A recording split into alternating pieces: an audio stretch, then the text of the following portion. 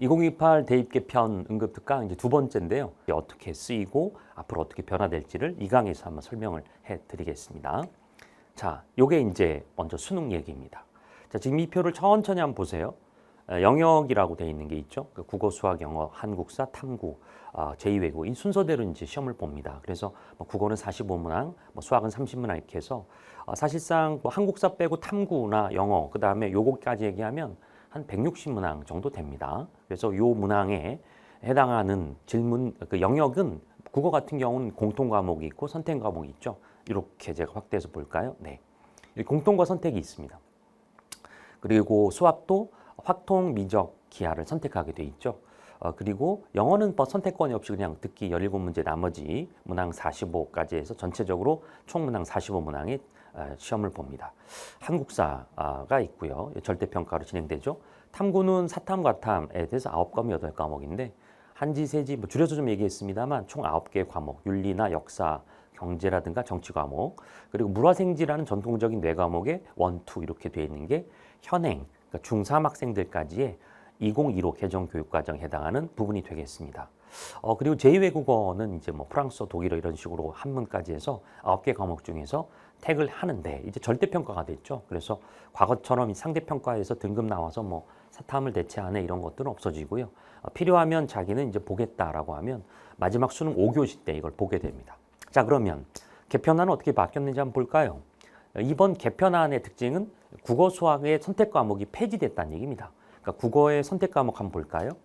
화작과 언어와 매체 뭐 이런 부분. 그래서 흔히들 이 두 가지 선택을 한 이유는 야, 국어 과목 다 할 필요 없고 너에게 필요한 걸 선택해라고 해서 학습 부담을 줄여주기 위해서였는데 그 취지와 좀 달리 이제 우리 입시 제도 안에서는 표준 점수라는 점수 제도가 있는데요. 그 제도에서 선택자가 우수한 집단이 많을수록 그 우수한 집단이 많은 학생의 선택 과목에서 높은 표점을 주는 식으로 해서 뭐 일리는 있어요. 잘하는 속에서 더 잘하면 높은 표점 받아야 된다 하다 보니까 어떤 특정 영역, 그러니까 쉽게 말하면 국어는 언어 매체로 그 다음에 수학 같은 경우는 미분 적분에 높은 표점이 이렇게 발생하기 시작해서 그쪽으로 쏠림 현상이 있어서 이게 무슨 선택 과목의 취지와 달리 선택에서 벌써 유리 분리가 가리는 게 아니냐 이런 부분이 있기 때문에 이런 부분은 그런 걸 반영했다고 해요. 그래서 화법과 언어, 그러니까 다시 말하면 역시 화작과 언매를 합친 거죠. 뭐 독서와 작문, 아마 독서와 작문이 이쪽으로 뜯어서 이쪽으로 붙었고요. 문학은 뭐 우리가 알고 있는 운문, 산문, 현대, 고전 이렇게 해서 묶여서 전체적으로 45문항은 변함이 없으나 범위는 이제 그대로 있고 과거처럼 선택이 아니라 합쳐져 있다라고 해서 보면 되겠습니다. 그럼 이게 어떤 영향이 있을까라고 하면 결국은 이제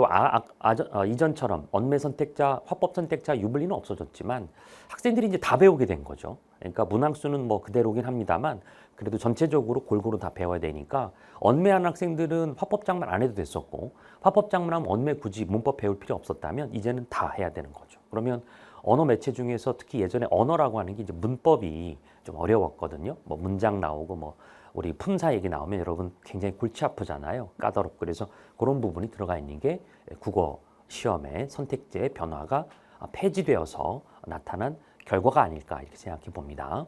자, 그 다음에 수학을 한번 볼까요? 역시 수학도 비슷합니다.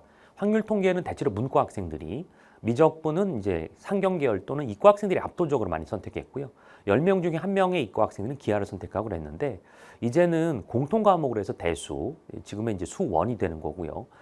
그다음 미적분이 지금의 수2가 되고요. 확률 통계는 선택 과목의 하나였지만 이렇게 공통 과목으로 묶여서 사실상 문과 학생들이 봤던 과목의 범위로 어느 정도 좀 줄어든 그런 모습이 있습니다. 물론 난이도를 위해서 시험을 어렵게 낸다 이런 건 얘기는 할 수는 있습니다만 그래도 범위상으로 보면 과거에 학생들의 시험 범위에서 특히 자연계 학생들 같은 경우는 현저히 줄어든 걸 알 수가 있고요. 자연계 학생들은 그래서 확률 통계를 뭐 내신 따겠다. 학교에서 내신이 개설되어 있거나 의무로 수강하는 교육 편지에 있었으면 들었으나 그러니까 안 들을 수도 있었다는 얘기입니다. 근데 지금은 확률 통계도 배워야 된다라고 이 수능 개편안에 따르면 그런 준비를 해야 된다라는 걸 알 수가 있겠죠. 자, 그다음에 영어는 뭐 그대로 변함이 없이 그대로 진행이 되고 45문항. 한국사가 뭐 1, 2로 바뀐 것도 뭐 크게 문제는 없을 것 같습니다. 실제로 이제 우리 통합 개정 교육과정, 그러니까 2022 개정 교육과정에서는 한국사가 1, 2로 나는 게 1학기, 2학기 얘기거든요. 우리가 1학년 때 한국사를 배우잖아요. 그대로 이제 시험 범위 내니까 한국사가 어려울까요? 한번 생각해 보세요. 우리 PD님도 생각해 보세요. 1학년 시험 범위입니다. 한국사가 1학년 때 배우고 2학년, 3학년 때 거의 안 배우거든요. 그럼 1학년 때 배울 때는 시험이 쉽겠죠. 그럼 수능은 어떻게 낼까요? 네, 그렇습니다. 당연히 이렇게 쉬운 걸 내는 건데 이걸 제가 왜 얘기하냐면 자, 이제 탐구 쪽 한번 볼까요? 이렇게 17개의 과목을 배우던 것이 그러니까 고2, 고3이었다면 사실 사회와 과학 과목의 범위가 공통 범위, 통합사회 1, 2학기, 통합과학 1, 2학기여서요. 문이과 모두 사회 과목과 과학 과목을 다 배워야 되는데 이게 1학년 범위가 됩니다. 그럼 PD님도 한번 상식적으로 한번 생각해 보십시오. 그러면 탐구에 있어서는 1학년 때 배웠던 내용을 다시 수능 볼 때 또 낸다는 얘기입니다. 난이도가 과거 비해서 그렇습니다. 우리 PD님 이렇게 내려간더라 이런 겁니다. 아주 오늘 호흡이 좋습니다. 그래서 실제로 여러분에게 있어서 이제 고1 때 배우는 통합사회, 통합과학은 아주 꼼꼼하게 배워서 수능 대비를 하도록 하는 게 좋을 것 같고요. 앞서 제가 이제 중3 학부모님들 재수 할 수도 있는데 어떻게 되냐 하는데 과거에는 뭐 자격고사 된다라고 해 절대평가 다 돼서 수능이 무용지물 된다. 이건 아니니까 그건 걱정하지 않으셔도 되지만 국어나 수학에서 범위가 조금 어때요? 수학은 조금 줄어들었죠. 그리고 영어는 그대로고요. 근데 과탐, 사탐이 현저하게 줄어든 모양새입니다. 현재 이대로 간다면 국어나 수학에서 영어에서 우수한 성적을 거둬야 되고 탐구는 이걸 어렵게 낼 수 있을까요? 통합과학의 범위를 학생들 입장에서는 어렵게 낸다면 왜 교과서 밖에서 내냐 이런 얘기가 나올 수도 있기 때문에 저는 조심스럽게 이 통합과학, 통합사회 굉장히 좀 충격적으로 대폭 줄었다 이렇게 보여지고요. 언젠간 또 다시 또 뭔가 변화가 있지 않을까 이런 생각합니다만 일단은 통합사회, 통합과학, 문이과 모두 예전에는 사회 과목은 문과 학생들이 과탐 과목은 이과 학생들이 선택했다면 이제는 고1 때 배운 과목이 그대로 수능에 출제되니까 다 공부를 열심히 해야 되겠습니다. 자, 제가 이제 여기서 아래로 보면 심화 수학, 요게 이제 우리 대학 수학협의회라든가 뭐 교수님들 협의체가 있잖아요. 거기에서 좀 많이 걱정하는 게 이과에서 가장 중요한 건 미적분이라든가 기하인데 이거를 지금 수능 과목에서 제외했다라는 것들이 좀 반발이 있을 수 있지 않을까 싶습니다. 그래서 그거를 의식했는지 미적과 기하를 어떻게 했냐면 심화 수학으로 따로 떼서요. 여기를 이제 추가 검토하긴 하는데 절대평가 쪽으로 검토한다고 합니다. 그러니까 일정 영역, 그러니까 영어처럼 90점 넘으면 이제 1등급을 주는 건데 보통 한 영어는 90점 넘는 학생들이 10% 미만이거든요. 4%는 좀 넘어서고요. 그러니까 난이도가 낮아지는 건 아니지만 그래도 거기 안에 들어갈 인원들이 좀 많은 편이 됩니다.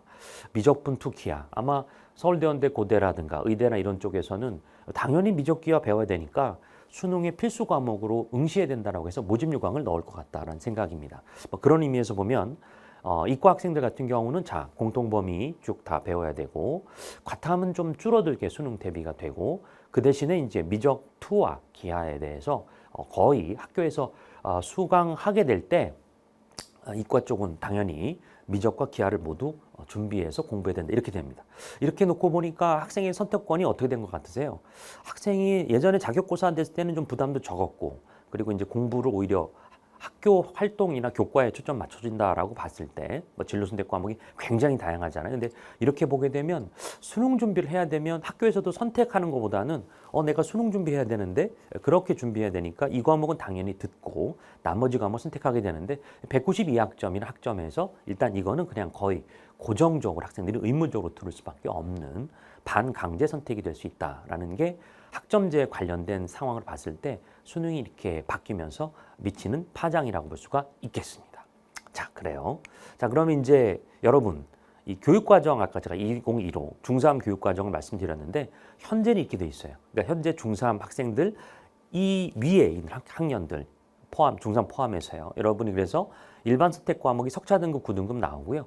진로 선택 과목이 A, B 3등급제여서 여기는 절대평가로 나옵니다. A, B, C니까 문항도 좀 문제도 좀 쉽고 그리고 이제 학생들에게 학업 부담이 적고 전공 관련한 과목을 선택할 수 있게 해놓은 거죠. 이렇게 했던 취지가 이제 학점제 약간의 어떤 모습이 반영된 건데 학생들이 막 소인수라면 인원이 적은 과목에 들어가면 내신 따기 어려우니까 안 하잖아요. 그러니까 좀 약간 상세한 과목들은 절대평가로 두어서 아이들이 나 그래도 외국에 대해서 뭔가 이렇게 나는 관광 경영 갈 거야. 그러면 영어권 문화 같은 거 듣는 거 좋잖아요. 근데 워낙 학생들이 뭐 이과 학생들 당연히 안 들을 테니까 저걸 절대평가 ABC로 뒀다면 그래서 이제 이렇게 진로 선택 과목을 3등급제 했던 이게 이제 현 중3 학생들 입시란 말이죠. 그리고 이쪽이 이제 보시면 2027 수능까지 바로 지금 요 과목들이 석차 등급도 나오고 그리고 보시면 익숙하죠? 아, 이게 수능 영역이구나. 네, 맞습니다. 그래서 학생들이 거의 고2, 고3에 수능 영역을 배우게 되어서 자연스럽게 이제 이어서 수능까지 가는 과정이 현 2015 교육과정이라고 보시면 됩니다. 자, 그럼 이제 이렇게 바뀐 거 한번 볼까요? 자, 이제 바뀐 거에 대한 것들이 뭐냐면 현재 지금 보시는 건 바뀐 거 아닙니다. 바뀌기 전에 제가 이제 10월 10일 그때 이제 딱 보고 이거 예전에 했던 그 발표한 거 좀 다르네. 그 변경 아닌 거죠. 그러니까 요거는 변경 전입니다. 자, 그러면 이제 학점제인 1세대인 중2 학생들에게는 어떤 식의 성적표가 나와야 했었냐면 성취도라고 해서 이제 이게 절대 평가를 다르게 부르는 말이죠. A, B, C, D, E 이렇게 되는